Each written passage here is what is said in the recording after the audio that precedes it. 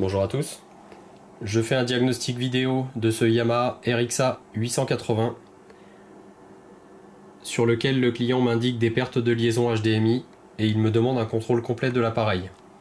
J'ai effectivement constaté les pertes de liaison HDMI. J'ai donc ouvert l'appareil et vous le voyez, on a affaire à un appareil contaminé par de l'humidité et de la poussière de façon relativement importante. Donc je ne vais pas prendre le risque de nettoyer la carte HDMI, je vais proposer d'ores et déjà son remplacement.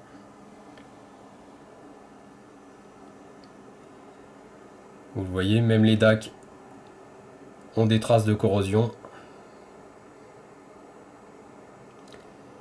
Donc ce qui m'ennuie, c'est que la carte ampli, elle aussi, est touchée.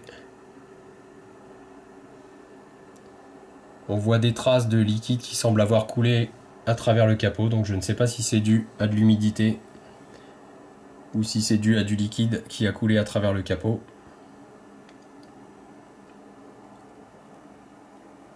Donc là c'est un appareil qui va nécessiter une remise en état très importante. La carte de veille est en mauvais état, fonctionnelle mais en mauvais état.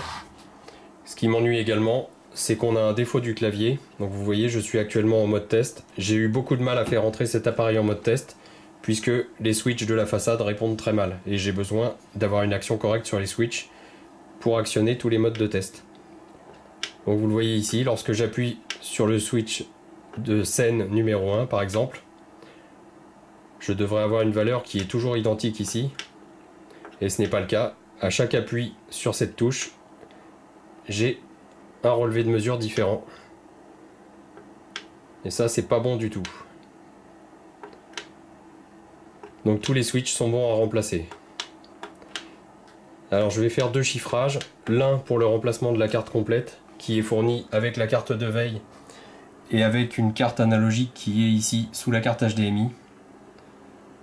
Bon, économiquement, je pense que ça va être plus intéressant plutôt que de proposer la main d'œuvre nécessaire au démontage de la carte, au démontage de tous les switches et au remplacement de tous les switches sans exception, y compris les contrôleurs rotatifs, là celui de volume. Alors vous voyez, on a une action qui est totalement aléatoire.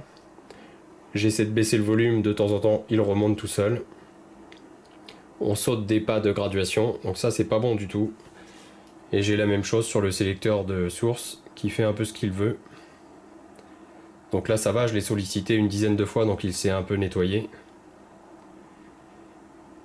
Mais on a un appareil malheureusement en mauvais état qui va nécessiter à la fois du temps. Le coût de la carte HDMI, il me semble, est très important. Je vais vérifier ça dans la base de données Yamaha. Voici la référence de cette carte. Alors c'est pas confidentiel du tout, hein. Ce qui est confidentiel c'est le prix que seul le client doit connaître. Donc je vais au minimum proposer le remplacement de la carte HDMI, un démontage complet de la carte ampli pour un nettoyage complet. Donc là il va falloir au moins une bonne heure de nettoyage pour la carte ampli. Et je me pose la question, donc pour la façade, il va falloir que je fasse deux chiffrages, puisque cette façade est livrée si je la commande avec la carte de veille et donc la carte qui est sous la carte HDMI.